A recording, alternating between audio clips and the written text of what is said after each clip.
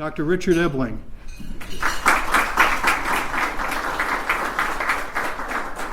What I'm to spend a little bit of time discussing, it's actually basically the core of the talk that I'm going to be giving this evening at the Bastiat Society, is an introduction to Austrian economics, individuals, and ideas.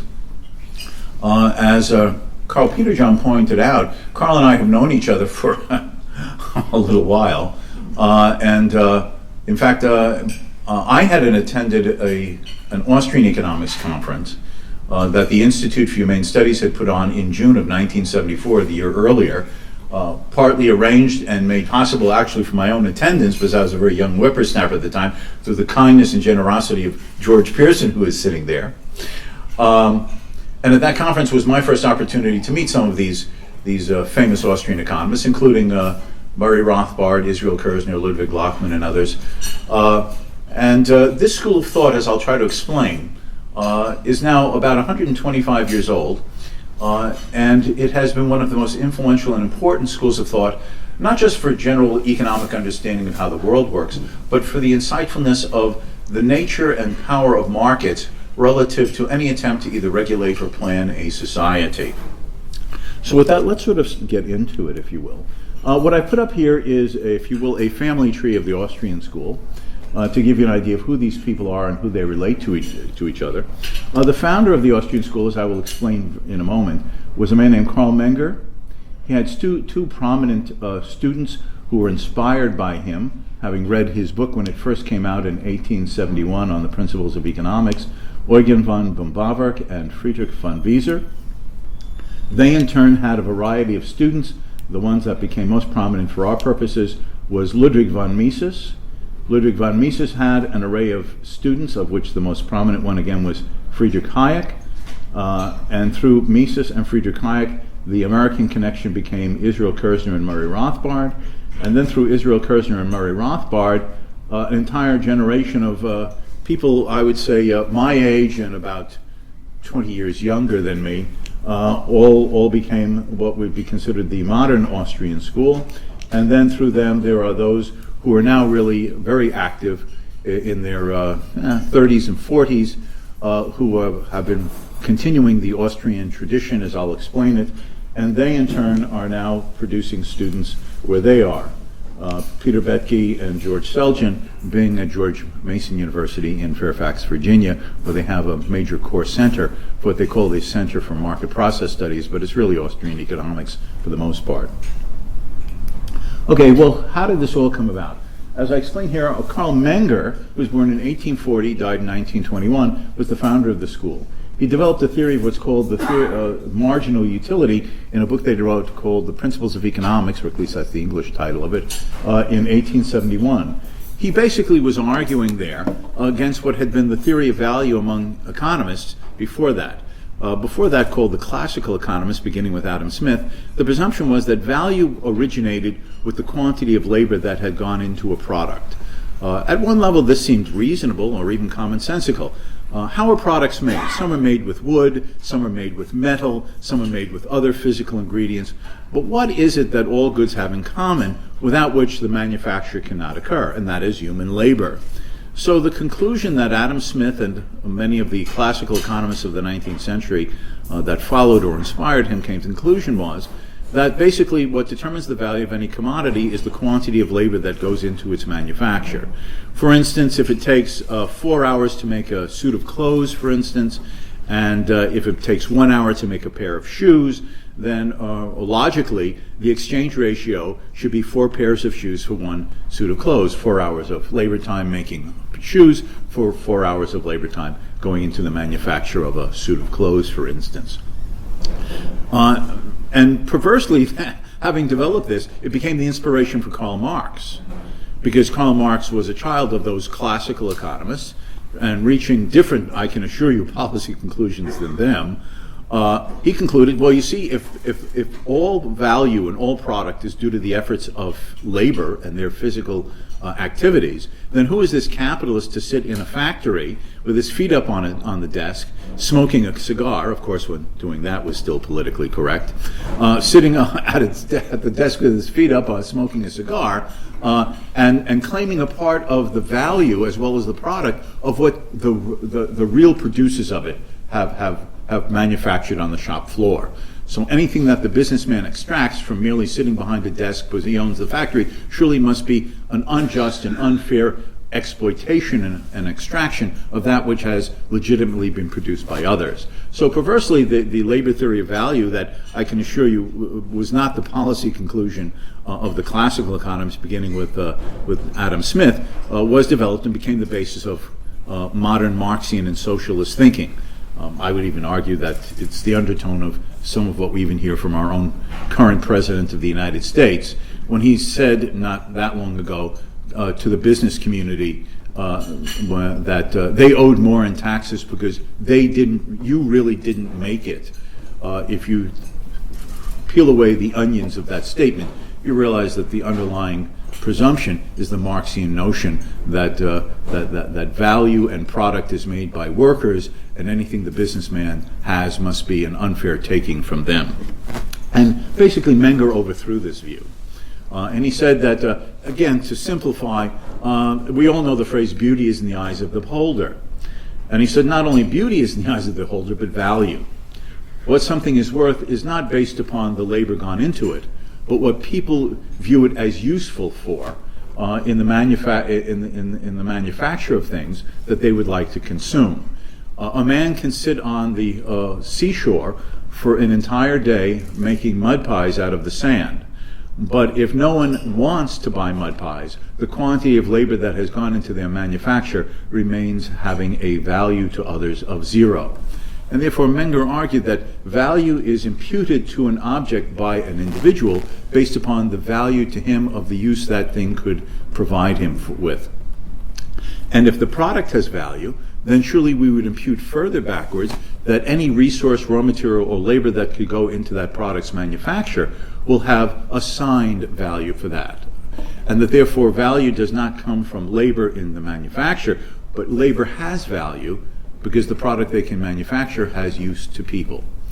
And he and others then went on to explain that the very nature of the market is that businessmen, to make the products which they believe consumers would be willing to pay for because the consumers value it, those businessmen must then compete to hire labor, and they must offer a value to labor that ends up reflecting the value of the product they manufacture. So in the production process, those who participate as labor employees receive the full value of their contribution to the production process. And that radically changed the entire foundation and conception of how markets work, and that workers are not cheated or exploited, but in fact receive that aspect of the product's value that reflects their contribution to it. Okay, so he also explained from this theory of value how prices are formed in the market through the interactions of both two individuals and then multitudes of individuals, and explained how therefore how value is imputed back to the factors of production, the value of land, the value of labor, the value of capital, and so on. Unlike many of the other developers of this marginal utility approach, Menger was hesitant and in fact rather critical of what has basically become the main approach of doing economics today in the mainstream of the profession, and that is a hyper-mathematization of the logic of economic reasoning. He argued that the mathematics may be a useful auxiliary, a shorthand way to sometimes think out and tease out some reasoning. But what we're really talking about in economics is the intentionality, the purposes, the actions, the meanings of individuals in all that they think, decide upon, and do. And the attempt to reduce human conscious activity, intentionality, meaning, purpose, creativity, imagining, to the bare bones of variables in a mathematical equation reduces it to something that does not capture all that is the essential elements of understanding human activity, including in the marketplace. Now, I should also mention is that the other major contribution that Menger made was in a later book that he wrote, which I have here, called Investigations into the Methods of the Social Sciences, which came out in 1883. There were a group of economists in the German-speaking world called the German Historical School, and they denied there were laws of economics.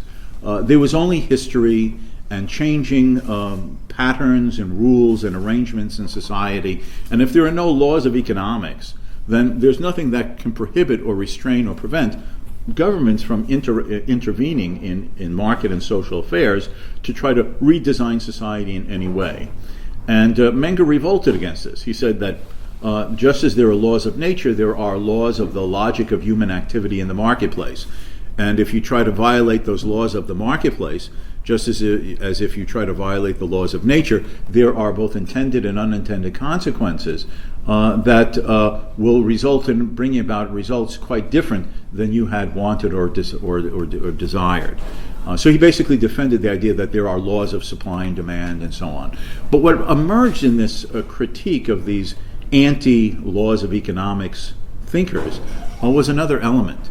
And he said is that most of what we call society is not planned by government, designed by legislators, imposed by benevolent kings through edicts and commands. Most of what we call society, language, custom, tradition, mores, ethics, the rules and patterns and procedures by which people interact in societal ways as well as in the marketplace, is, to quote a Scottish philosopher which inspired Menger, named Adam Ferguson, they are the results of human action but not of human design. Most of what we call the social order and its institutions have emerged through the cumulative interactions of multitudes of people over many generations, and not through any attempted designing and restricting of it to what one person's mind can imagine and conceive as what the future should hold in store. Just to use one quick example, language. I mean, where does language come from? Did some wise and benevolent king say one day, you know, my subjects can't speak, they don't have a language, how inconvenient. Well, I'm going to bring together a royal commission under my auspices who will benevolently design the first language for my subjects. Well, the first question that comes to mind is that even if we were to take this seriously, and the king were to call this conference together of experts and wise men to design the first language, in what language did the wise men converse to design the first language? I mean, it's just logically impossible. Language developed, to use a kind of a stupid example, to an ancient caveman time. Some caveman is looking over, and there's another caveman under a big rock, and above the rock is a saber-toothed tiger. And the caveman, seeing this, yells out, "Ooga!" which basically means, dummy, you're in big trouble, look up. Unfortunately, the guy standing under the big rock below the saber-toothed tiger goes like this, because he doesn't know what the hell "ooga" means. And the tiger pounces and the guy dies. But that's the beginning of language. Okay, that's the beginning of language. People assign sounds to themselves as a name, objects, actions, thoughts, emotions. And that is the origin of language. It spontaneously emerged in this way. And we can say the same thing about many aspects of law and custom, tradition, etiquette, mores, as I said, and including the rules and procedures by which people interact in the marketplace. They are not designed by government. Government is a small little wedge in this wider setting of the cumulative results of multitudes of generations of people interacting in the pursuit of their purposes. Now, he was followed then by and inspired this other economist named Eugen von Böhm-Bawerk. Actually, Böhm-Bawerk and Friedrich von Wieser, who ended up being his brother-in-law, never directly studied with Menger. They started graduate school and came across Menger's book, this Principles of Economics, and thought that this was like an eye-opener. And they went off to actually do their own graduate studies at the University of Heidelberg in Germany. But then they came back with their graduate degrees, their equivalent to their doctoral degrees. Then decided, each of them in their own way, to sort of take Menger's ideas and refine, elaborate, and develop them in new ways. And in particular, Böhm-Bawerk, he developed Menger's ideas into a theory of capital and interest. The idea of capital as concrete goods that are designed to serve human purposes within stages of a plan. through a time sequence of development, from cutting down a tree in the forest to transporting it to the lumber mill, to at the lumber mill being cut into various forms, sent on to other manufacturing areas, some lumber to go into construction, some lumber to go into the pulping to be made into a book, some into the manufacture of, as in that article, a simple ordinary old-fashioned pencil, and so on. And capital, therefore, is a time using process through multiple stages from the beginning of an extraction in the ground to the final finished form.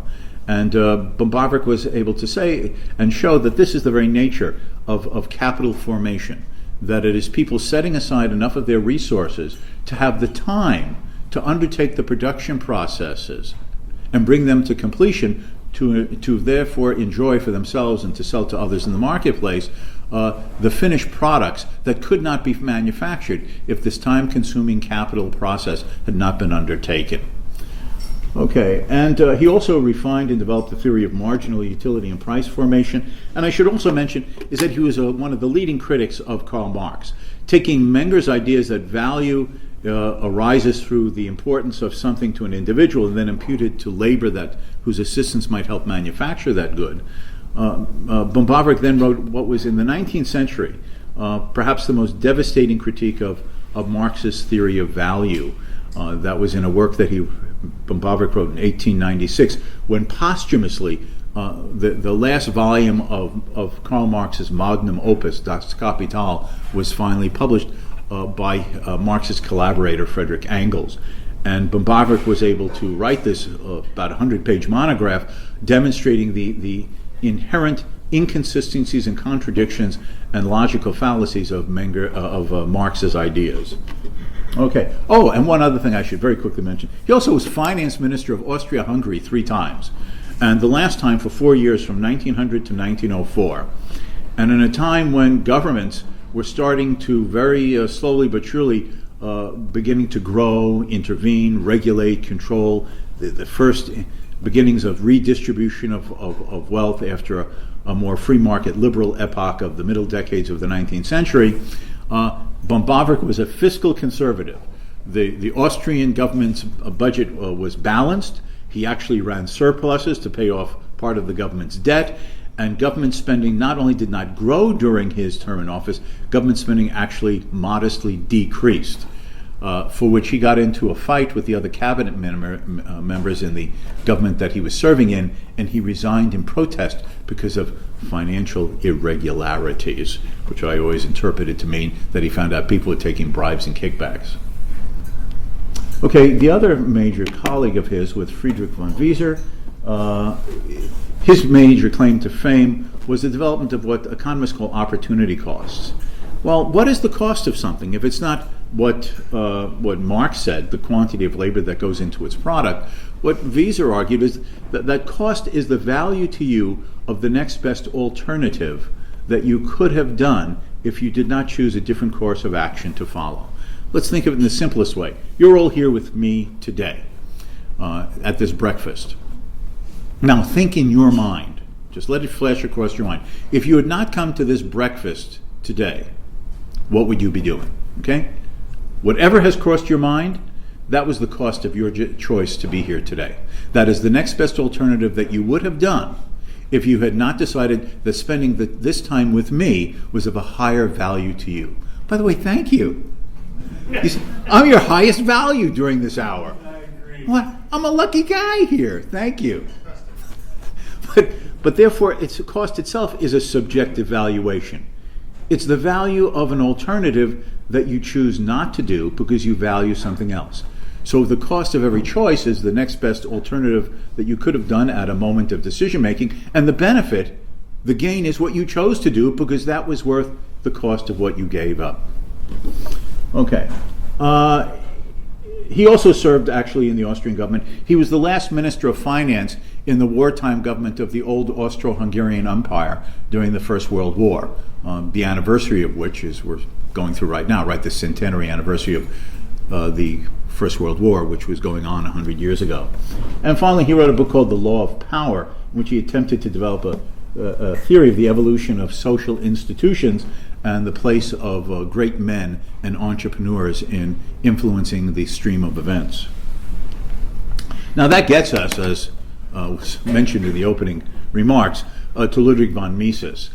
It is without a doubt that Ludwig von Mises was probably the most important member of the Austrian school of the last 100 years. And I say that with no disrespect or denigration of the next most important person, Friedrich Hayek, who we'll talk about. But only the fact is, and again, to not take away anything from Hayek, one can look at Hayek's writings and the focus of their attention.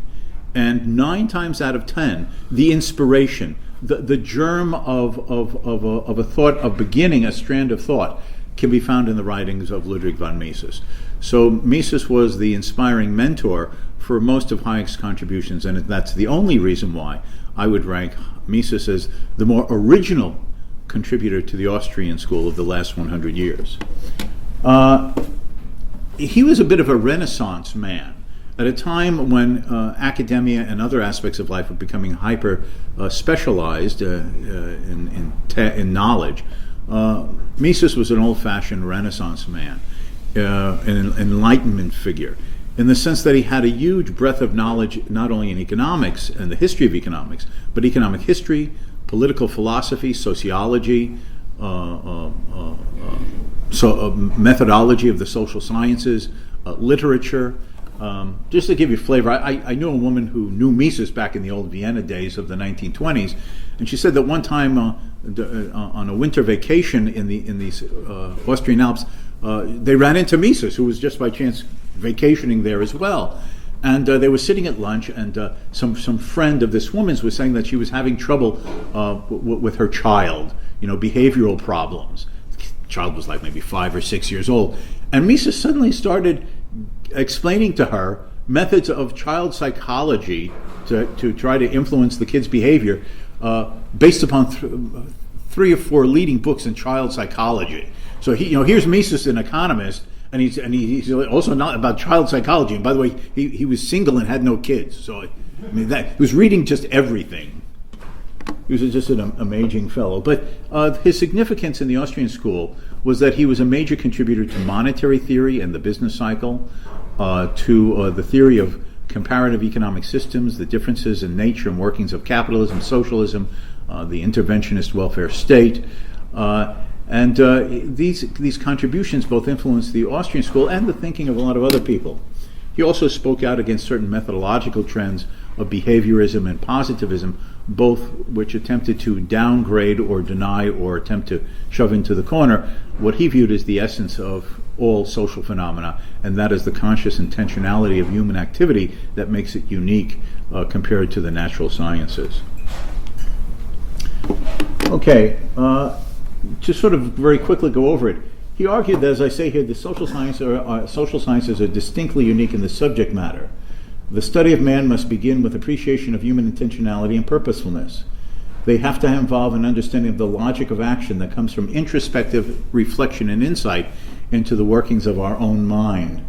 And that this then serves as the basis for understanding the logic of all the fundamental and core notions of the law of economics.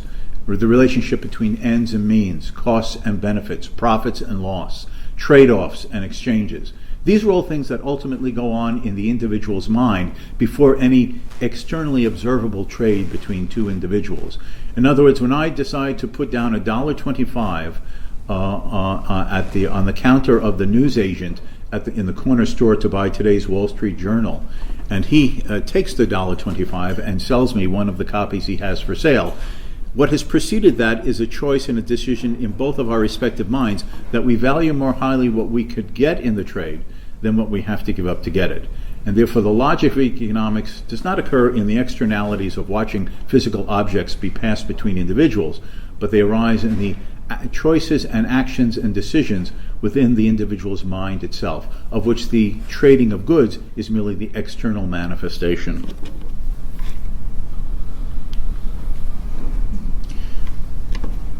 Now, Mises also emphasizes that if trade begins the human mind, its manifestation certainly is in the exchange of goods between people. And the nature of this is that we can understand that the origin of society, why is it that we're associating? Why is it there are communities of people? And this is through the discovery of the greater productivity that arises through the collaborative process of division of labor. Of course, this did not originate with Mises. One finds it in the opening chapter of Adam Smith's Wealth of Nations, explaining the greater productivity as demonstrated in the specialization of tasks in a pin factory of late 18th century England. But Mises argued that one can say that it's not just showing the greater productivity, but he extended it to the idea as a law of human association, that it is the division of labor that is the basis for the emergence of civilization in the extended collaboration and associations of human beings for their mutual benefits. Now, he also argued that on this basis, on this, there emerges the possibility through buying and selling of trading of goods. But to be able to trade goods, you have to have a way to estimate, calculate what things and goods are worth to each other. And prices, therefore, come to serve as the calculating device for people to decide what is more valuable, less valuable, what is a profit and what is a loss. And that if one did not have a mechanism by which one could undertake this process of economic calculation in the intricacies and complexities of all the goods being traded with all the different ways in which commodities could be manufactured, there would be no rational way of deciding what are the least cost methods of production, what are the courses of action in production in collaboration with multitudes of others that would be relatively more profitable and which would be less profitable or even loss-making. So without the tool of economic calculation through the prices that emerge through exchange, it would be impossible for a society to have developed industrially, commercially, as extensively as it has. Okay, his other major contribution here, in fact, one of his earliest, was to the theory of money in the business cycle in a book of his called The Theory of Money and Credit, published shortly before the First World War. What Mises argues in this, obviously I can only just look like a little thumbnail here, is that he basically argues that if we see the phenomena of the business cycle, the booms and the busts, the inflations followed by the recessions, this is not caused by something inherent or endemic within the market economy. He explains the origin of money following Mengren ways. He explained how money interacts and emerges and takes form in society.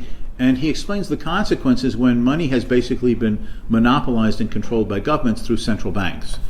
And in an entire exposition, which I apologize for, but obviously I can't go into here, he explains that it is the manipulation of the supply of money and the distortion of interest rates in that process by central banks that bring about mismatches between savings and investment that result in false informational and profit signals about which investments and which investment time horizons would be more profitable or less profitable, and therefore there occur patterns of misdirected and malinvestment of capital and resources during the upturn of the boom or of the business cycle that eventually is found to be unsustainable and so twisted that a correction begins of the downturn and the recession. And the recession, therefore, should be seen as the period when people realize that the monetary expansion and the interest and price distortions caused by the central bank have made them follow patterns of wrong-directed actions and investments that need to be sorted out and corrected, a reshuffling of supply and demand, and a market discovery of what prices and costs really are in a post-inflationary and post-boom period. And so this radically influenced a different way of thinking about the business cycle. Then his major other contribution was to comparative economic systems. This really got him his claim to fame in the economics profession. First in an article he wrote in 1920, and then a book which in English is just called Socialism in 1922, went through some revised editions. He basically showed why a socialist centrally planned economy was not going to work. Now, there had been critics of socialism before him in the 19th century. There were critics of socialism who said socialism would destroy incentives, and therefore socialist society would be less productive than capitalist society. When is the likeliest degree of incentive for hard work and effort? When there's a close link between work and reward. When a man knows that if he works hard on his own land or his factory, if he devotes his own savings to an investment and he invests it wisely, the returns will be to himself. But socialism socializes, nationalizes all the means of production. All are to work, and everything is to go into a common pot, and then what has been produced will be ladled out based upon some notion of social justice and fairness. And that will break that more important incentivized basis of the link between work and reward. Other critics of socialism in the 19th century pointed out that socialism would involve the greatest tyranny ever known to mankind, when the government owns all the means of production, when it is only the producer of all goods and services, when it is the only employer for any job and therefore earning of a livelihood, when it is the distributor of all that is produced in its own factories and enterprises, then what work a person has, what income they can earn, what goods and services will be available to them, what their life chances for themselves and their families will be totally dependent upon the state that is the monopoly employer and controller of all of life. What is a greater threat to liberty than such an absolute tyranny? But what Mises did, he said, let us imagine that the socialists are benevolent angels. They only care for humankind. They'd never, even step on a worm on the sidewalk. They only care for mankind. And let us suppose that people in a social society would be as productive as they are under a capitalist society because of the incentives of capitalism. Could the socialist economy work? And Mises said, no. Why? Because if the means of production have been nationalized and therefore are no longer private property, and capital is not bought and sold, resources and raw materials are not bought and sold, labor services are not bought and sold through the hiring process, then there is nothing to buy and sell. If there is nothing to buy and sell, then there are no incentives to make bids and offers. If there are no incentives to make bids and offers, then there's no higgling and haggling of the marketplace. If there's no higgling and haggling of the marketplace, then there's no agreed upon terms of trade. If there are no agreed upon terms of trade, then there are no market prices. If there are no market prices, then how the hell do we know what anything is worth? How do we know whether this good is more valuable than that good? How do we know whether combining resources in this way will involve a lower value cost than combining the resources in this other way to produce in the value terms the least cost manufacturing potentials? We don't. And therefore, while it may sound mundane and it isn't the excitement of other arguments either for or against socialism, the fact is the inability to undertake economic calculation, to be able to rationally use the resources of the society to produce what people really want in ways that minimize the expenses to get the maximum in value terms of what is desired, means that the socialist economy will not lead to a utopia of plenty, but will lead, as he called it in a later book, planned chaos and poverty and stagnation. And I can assure you, having traveled in the Soviet Union in the last years of its existence in 1991, when I was doing consulting work on market reform and privatization as the changes were about to be instituted there with the fall of communism, stores empty, shoddy products, the wrong products in terms of what consumers want, total mismatching between supply and demand. Basically a world of economic distortion and chaos and stagnation and poverty. And that's what Mises demonstrated with his critique of the unworkability of a planned economy.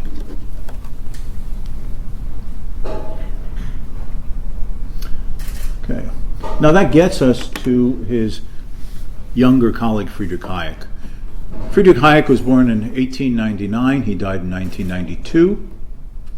He fought in the First World War as a very young man. By the way, Mises fought in the First World War too, I should mention. He was an artillery officer. He fought on the Russian front. That was obviously the Imperial Russian Army in the First World War, 3 times decorated for bravery under fire. And Hayek, he served on the Italian front as a very young man, came back, got into an accelerated program that the university had set up for war veterans, earned a law degree. You studied economics through the faculty of law at the university. So if you wanted to specialize in economics, you became a lawyer, an early version of what today is called law and economics, I guess. And then shortly after that, then earned a second PhD in political science. So he had both a law economics PhD and a political science PhD. And he came into contact with Ludwig von Mises early on. When he graduated from the university, he needed a job. This was a time when Austria was still going through a process of hyperinflation, similar to the great hyperinflation in Germany next door in the early 20s. And he went to work for Mises in a commission that had been set up by the League of Nations to determine the payment of pre-war debts of the old Austro-Hungarian Empire. And under that auspices, Hayek came under Mises's influence. Mises became his mentor. When he finished working for Mises, he went off and studied for about a year and a half in the United States. He came back, and then Mises helped Hayek basically start his career. Mises got the funding from a group of Austrian and Vienna businessmen to set up an Austrian Institute for Business Cycle Research. I should just mention, well, how did Mises know all these businessmen? Mises didn't teach. He was not a professor. There were very few teaching positions in Vienna, in Austria at this time. So Mises made his living as an applied economist. He was a senior economic analyst for the Vienna Chamber of Commerce. And he worked that way from 1911 until he left Austria in 1934. So basically, he was a detailed, hands-on policy wonk during the daytime. And at night, he would retire to his apartment in Vienna, and he would write all of his great books. So he was sort of like the philosopher economist at night and the detailed policy wonk at the Vienna Chamber of Commerce by day. And that put Mises into contact with a wide spectrum of the Austrian business community, who came to highly regard and respect him as a voice for private enterprise in the Austria of that time, in the practical affairs of economic policy. And through that connection, Mises was able to arrange the funding for the establishment of an Austrian Institute for Business Cycle Research, for which Hayek became the first director when its doors opened in January of 1927, when Hayek was only 28 years old.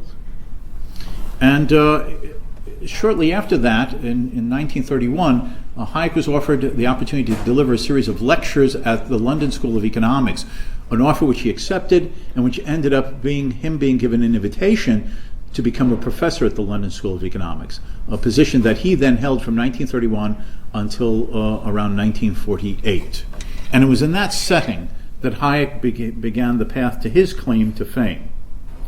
Because one of his first writings that drew attention to himself in the English-speaking world is he wrote a lengthy two-part critique of a major work by the English economist John Maynard Keynes.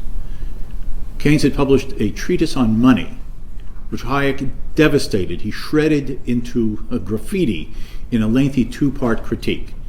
And that resulted in Hayek being catapulted to the profession in terms of the eyes of many in the economics field, and made him basically the leading critic of Keynes throughout the entire 1930s. At the same time, he was developing his own theory of the business cycle. He took Mises's ideas, developed it further, and it can be said that through the early and mid 1930s, the leading opponent of the emerging Keynesian economics was Friedrich Hayek's version of the Austrian theory of money and the business cycle, without exaggeration. But with the coming of the war, attention focused differently, and though he by that time had become a British subject, right? They have a monarchy, a subject. He didn't serve in any of the war efforts, where many of his economist British colleagues had gone into serving in ministries, wartime planning and everything. And he retired to Cambridge University, where Keynes had arranged rooms for him and his family because of the German bombings in London. And it was there that in the seclusion and time on his hands that he wrote the book that perhaps for which he's most famous, and that is The Road to Serfdom, published in 1944, in which he pointed out the dangers that socialism meant to the loss of liberty because of the overarching danger that when the government controls everything, it will control everyone. Now, okay, so his business cycle theory, his criticisms of socialism. Besides The Road to Serfdom, he also took Mises's ideas against socialism and developed them further. And perhaps most famously, was an article that he published in 1945 called The Use of Knowledge in Society. Basically, Hayek argues there is that we all understand there's a division of labor. There's the butcher, the baker, the candlestick maker. But matching the division of labor is a division of knowledge. The very notion of specialization means that some people know some things that others don't. But Hayek took this further. It's not just knowledge that you learn in school, like the knowledge a doctor learns, a lawyer learns. That's all important, crucial, specialized knowledge. But there's also the knowledge of everyday activities that you only learn and understand and appreciate in the corner of the world in which you work, in the context of which you go about your business in collaborative and interacting association with others. That is the type of detailed, minute knowledge of everyday activities that is necessary to bring to bear for things to be done properly, effectively, and efficiently, but which is difficult, if not impossible, to pass on to someone else who cannot appreciate all of its context and relevancy other than being on the spot and using it in an environment in which things are changing, so that very localized knowledge is always changing in various ways. And therefore, central planning locks out of the equation a vast amount of decentralized and dispersed knowledge that exists in various forms and nuances in the multitudes of all the minds of the people of the society, and which cannot be passed up and successfully utilized by a central planner.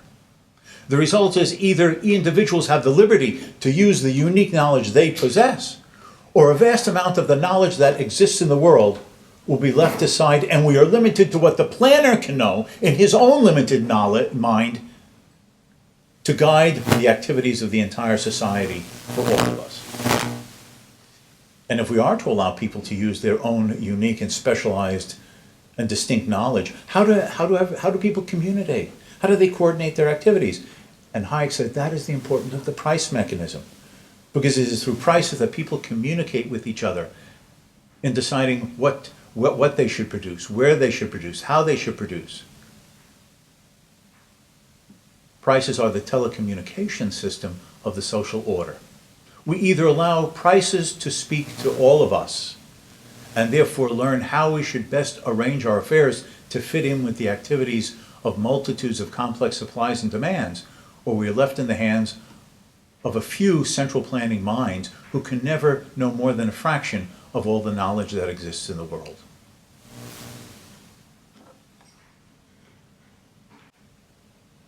And finally, I should also mention about Hayek is that he took Menger's ideas, which of course Menger had been inspired by earlier thinkers like Adam Smith, that society is not created by government. It is the result of the spontaneous order of multitudes of generations of people whose actions and interacts generate all those institutions, I said, of culture, economic, commercial activity, law, language, and so on.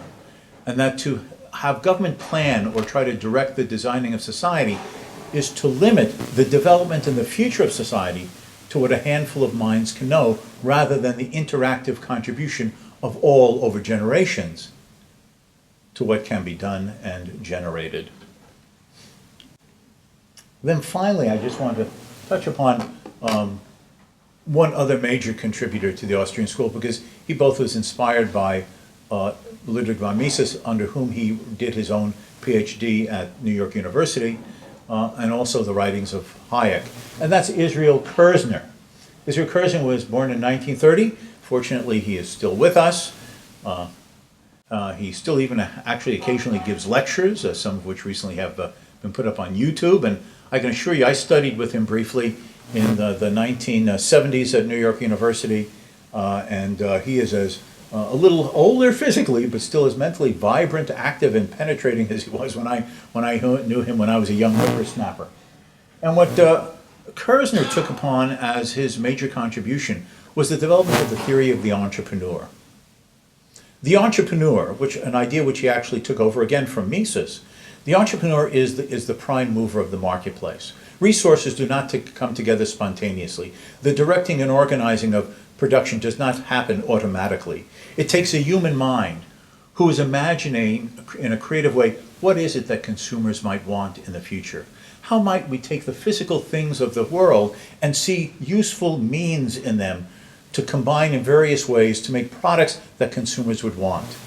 That it is the entrepreneur who is the centerpiece of the market. He, on the one hand, is anticipating what consumers want. On the other hand, he is the organizer and combining of factors of production to make the products that he anticipates consumers desire as the means for him to hopefully earn a profit.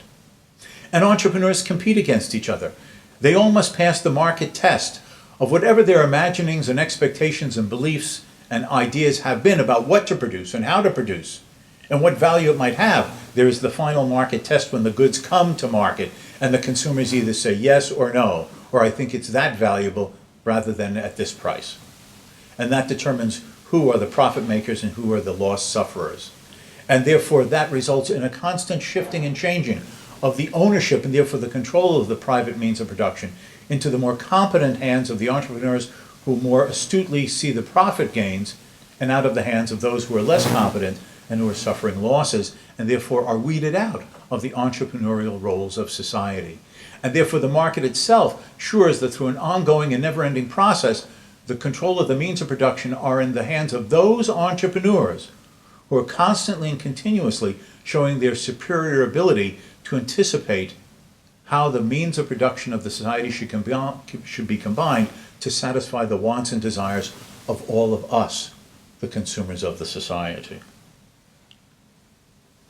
Then I'll just end with, therefore, on the basis of this, what are the policy conclusions of this? Okay. Now, on the one hand, economists like Ludwig von Mises argued that one always must make a distinction between the is and the ought, the factual statement and the normative judgment. But it doesn't change the fact that what our knowledge of the is enables us to understand should inform us about the possibilities of what the ought can or should or possibly could or can be. What does economics teach us? That there are laws of the marketplace, that there are certain institutional requirements and prerequisites without which human activity cannot be rationally and effectively brought together, combined, balanced, and coordinated.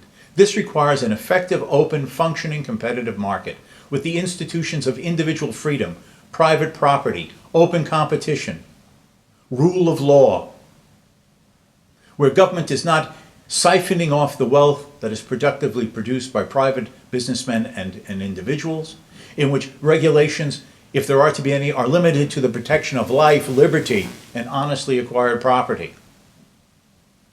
A prosecutor and protector of people's life and property, not the intervener, regulator, or intruder upon them. Only then can people have the ability to institutionally associate with each other with the greatest latitude of liberty and the greatest avenue of potential prosperity by using their own specialized knowledge as only they understand it and coordinating their activities through a price system that has emerged out of the competitive interactions of multitudes of people and therefore capture and reflect the knowledge of what it is we want and the value of the things truly that can be used to make them. Neither socialism can give us that alternative. It destroys the very institutions without which human cooperation and collaboration is impossible. And government intervention, regulation, intrusion into the market is like sand in the machine, distorting the price signals, preventing the competitive process from working smoothly and effectively, and hampering the creative activities of the entrepreneurs. And therefore, at the end of the day, the only logical policy conclusions that one can draw, if one believes in both freedom and prosperity and wanting the well-being and improvement of the condition of mankind, is the realization that economics teaches us that there is no alternative to the open, free, and competitive market economy. In other words, capitalism. Thank you very much.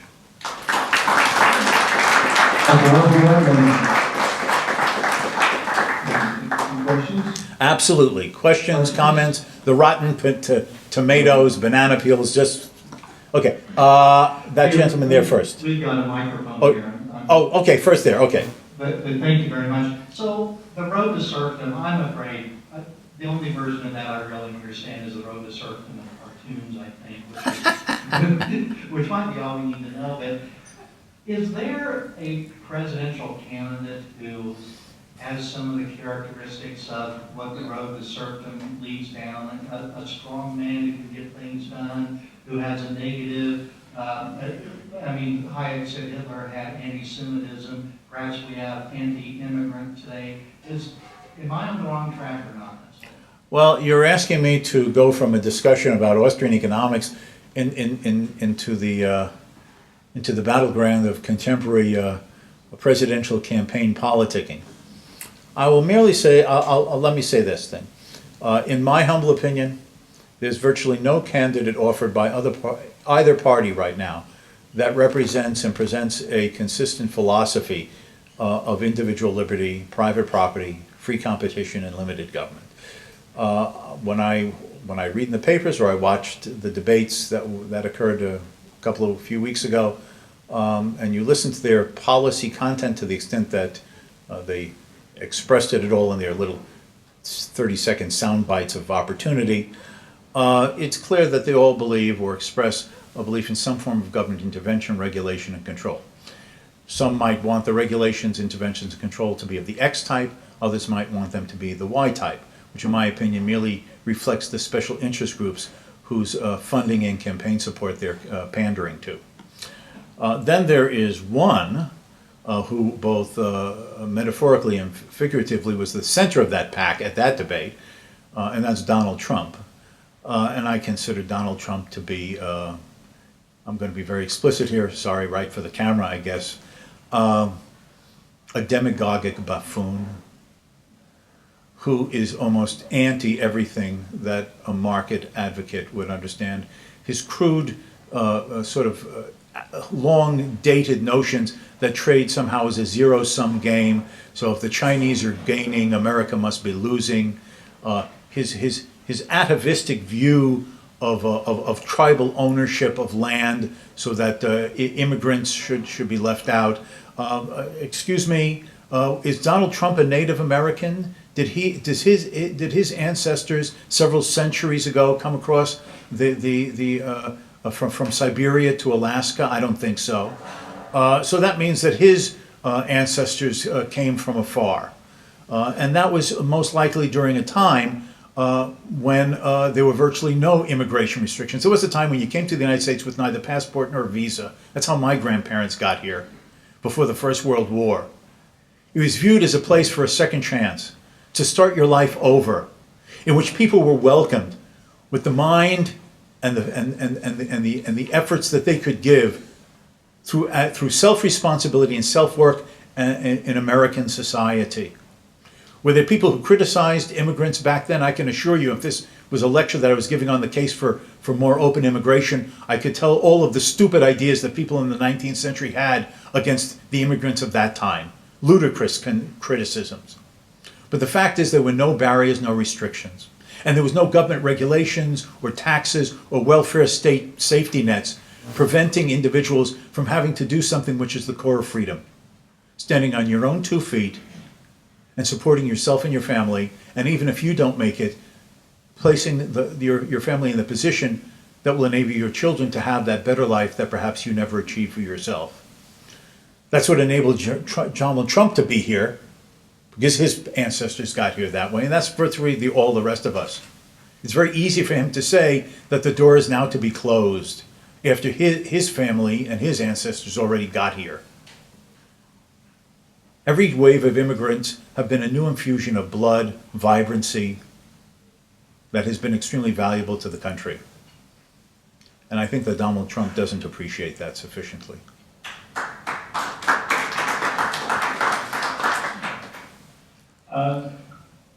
It's a little less controversial topic. Thank you. Looking back at your second slide, you have a little family tree. Yes. The people you call Austrian economists. There was a gentleman who had the misfortune of being a minister of finance in the Austrian government right after the last one you mentioned. Yeah, Böhm-Bawerk, he was the Minister of Finance. Well, there was also another one, Joseph Austrian Schumpeter. You don't know. Oh, yes, yes. And how is he a heretic from this school, or is he someone who's partially in Austria? He's certainly Austrian, or at least Czech. But how does he fit into this scheme? Joseph Schumpeter, for those of maybe not familiar with him, is a very famous economist of the 20th century. He's most famous for a book that he published in 1911 called The Theory of Economic Development, in which he formulated his conception of the entrepreneur as creative innovator, who introduces what he later called in a book that he wrote several decades later, the process of creative destruction. The entrepreneur is the one who comes up with the new idea that transforms and changes the given way things are done. In other words, he rocks the boat and disrupts everything. But it's a creative destruction, because while it therefore transforms how people are working, the type methods of manufacturing, the way things are organized, the result is that it transforms society in a higher and more advanced way of doing things. So the destruction leads to creative progress. The reason I don't include him here is one that he himself would have had. He didn't view himself as an Austrian economist. He in fact studied, like Ludwig von Mises, with Eugen von Böhm-Bawerk at the University of Vienna. But he was more enamored with those economists who Menger himself criticized, the hyper-mathematical economists, which began with an economist who was Menger's contemporary, Leon Walras, a French economist. Therefore, because of his own choosing, I don't include him among the Austrian economists. But, quote, between you and me, I consider that his writings on the entrepreneur are in fact very Austrian school-like, and therefore shows the influence of his own Austrian school roots more than he himself would have wanted to admit. But yes, he was Minister of Finance during the great inflations of the early 1920s, and became a dirty word in Austrian society because he signed a piece of legislation that said debts could be paid back nominally. That is, if you undertaken a debt before the inflation began, your debt could be paid back in the nominal amount, not an inflation-adjusted amount. So debtors loved him and creditors hated him. Richard, Yeah. I very much appreciate your outline here, but I'd like you to get personal for just a minute because you played a very interesting role with the Mises papers, and it's kind of the papers from von Mises were kind of a symbol of what happened with the battle between freedom, free market, and free people. Would you tell us what happened to the Mises papers and how they traveled quite a bit to get where they are today? Okay, what Carl Peterjohn is referring to is that Mises, as I said, had made his living as a senior economic analyst for the Vienna Chamber of Commerce. In 1934, he was offered his first full-time academic position, but not in Austria. In Switzerland, in neighboring Switzerland, at the Graduate Institute of International Studies in Geneva. And he moved there. He'd been a bachelor. He lived with his mommy.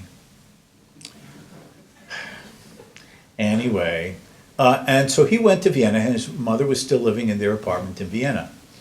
In 1937, his mother passed away. So he returned to Vienna, funeral arrangements and everything, and he returned the apartment that he and his mother had been living in to the landlord. A new couple moved into the apartment, but from the new couple he sublet what had been his room in the apartment. And there he stored all the things that he had not taken to Geneva, where he was living in a rather small apartment. Family items, family documents, but also all of his own items, manuscripts, all of his policy memoranda and position papers for the Vienna Chamber of Commerce, his extensive correspondence with many of the famous people of his time, including other economists, his articles, his other personal documents, papers relating to his service in the First World War, and so on. In March of 1938, as some of you may remember your history, Hitler ordered the invasion and then the annexation of Austria into the greater German Reich, unifying all the German-speaking people. And shortly after the annexation, the Gestapo came looking for Mises. A, he was known as an outspoken critic of all forms of socialism, including Nazi National Socialism. And second of all, he was Jewish. And, but he was safe in Geneva. But they went to what had been his apartment, they broke into what had been his room in the apartment, and boxed up all of these things and took them away. Now, for the rest of Mises's life, he believed that they had been lost, either destroyed by the Nazis or blown up in a warehouse during, World War II bombing or something. But as the old Gershwin song says, it ain't necessarily so.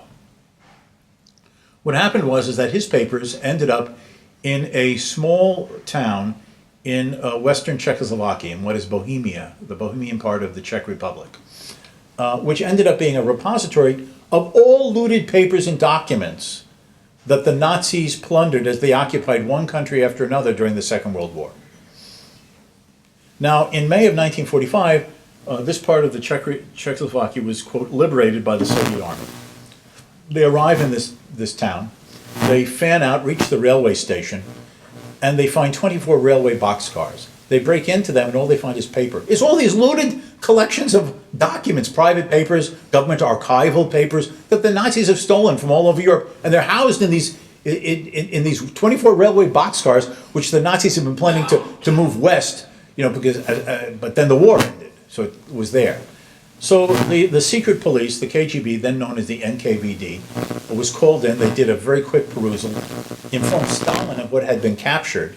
Stalin ordered the 24 railway boxcars to be brought to Moscow to be housed in what was ordered to be built as a special archival secret building.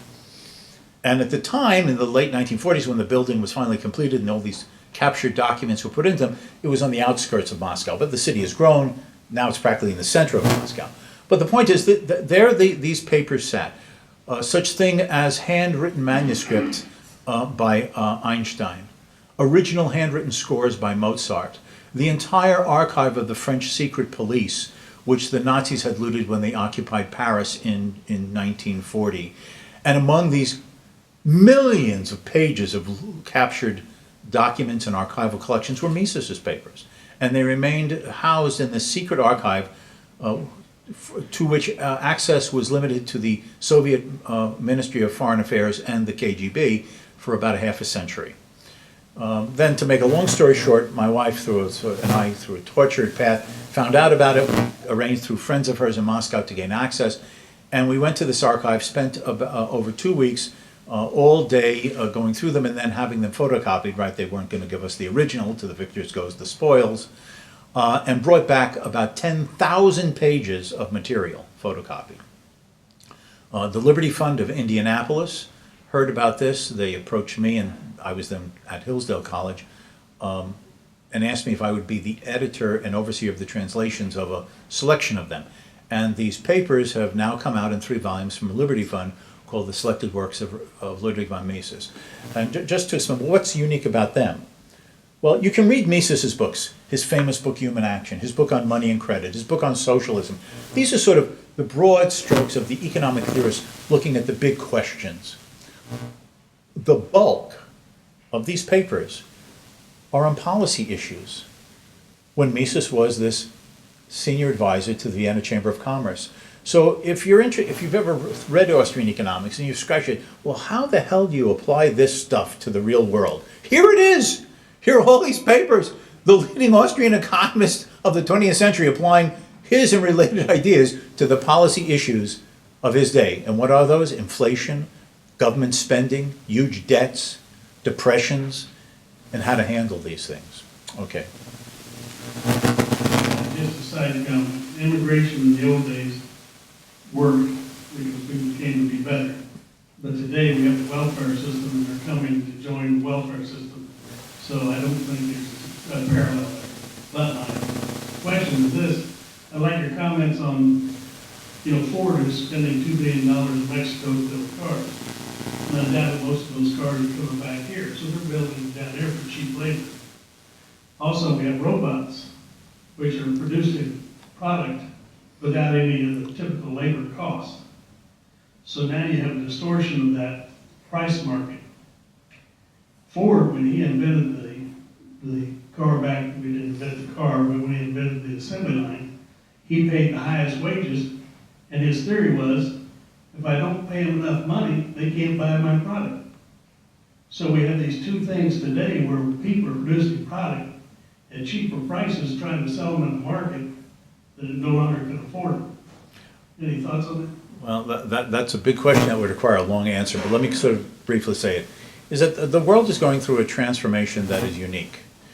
Most of the world following the end of the Second World War was a lopsided world, where America was the top of almost everything, and that was because every other major industrial and commercial area had been flattened by the war.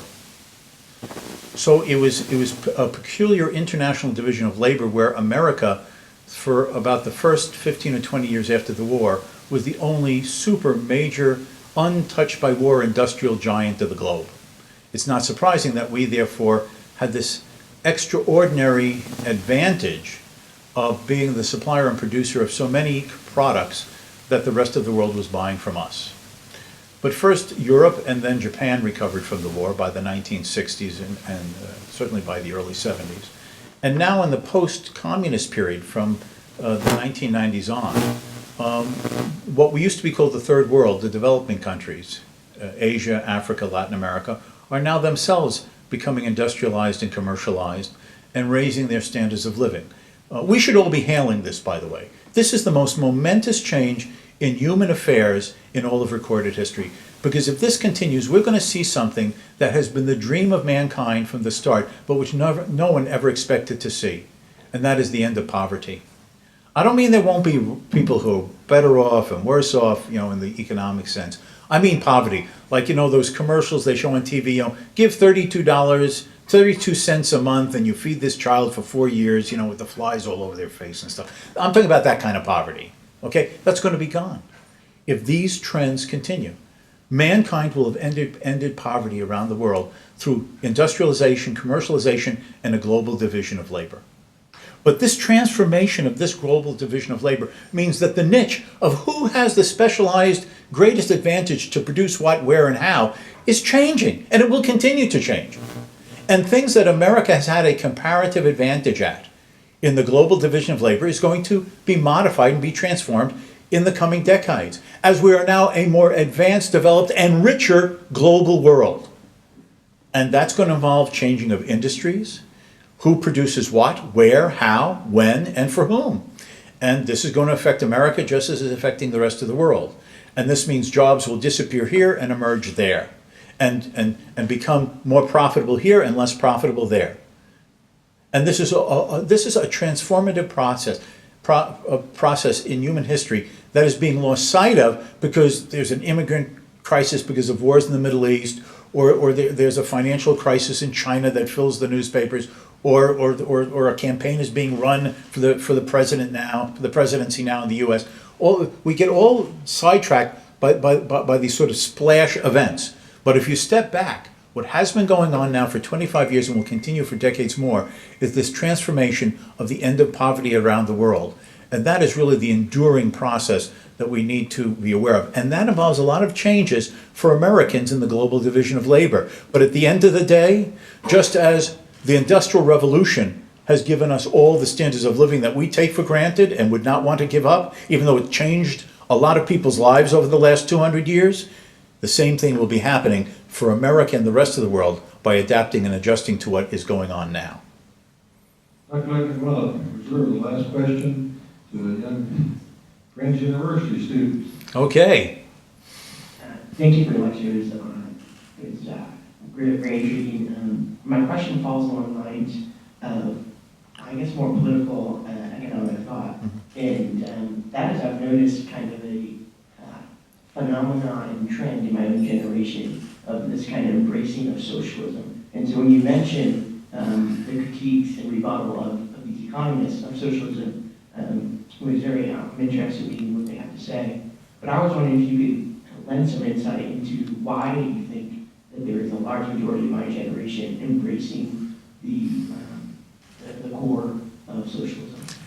That's an interesting question, and it's an important question. First of all, I think that many people got diluted by something that happened 25 years ago. And that was that the Soviet Union ended. And that symbolized the end of the case for and the ideal of socialist society and socialist planning. But it's become clear to me that that was an illusion. People could no longer ignore the fact that the Soviet Union had been an economic failure. Nobody could ignore the fact, when they were willing to look at the facts, that socialism in practice had led to the deaths of tens of millions of people in the ideological pursuit of utopia of making a new man and a new society. But the undercurrent beneath this, the socialist view of society never changed. But you have to understand, there's very few people in the world today who will come out and say, I want socialism like in the Soviet Union. Government owns everything, government plans everything from the center. No. What has persisted below the surface, and now the economic crisis that began in 2008 and all the other things that are going on has enabled it to bubble to the surface again, is the socialist critique of capitalist society. That has not gone away. It isn't so much, I want Soviet-style central planning, but I believe the socialists were right about what's wrong with capitalism. Capitalism, if unregulated, leads to abusive monopolies and concentration of wealth, the 1%. If capitalism is left unregulated, it results in exploitation of workers and unfair wages out of greed, selfishness, and material disregard of other human beings. If untempered by a welfare state safety net, the poor will go hungry, the sick will go untreated, the aged will die in the streets, okay? And therefore, we need to regulate, control, restrict, tax, and redistribute wealth so as to ameliorate all of these inherent and inescapable evils and injustices of capitalist society. It is that negative critique of capitalism that never went away and has now risen to the surface again. And that is what people are responding to, without any thought of, fine, what does this lead to? And at the end of the day, in my humble opinion, if fully implemented, leads once again to Hayek's road to serfdom. Dr. Richard Ebeling, give him a big hand. Thank you. Thank you.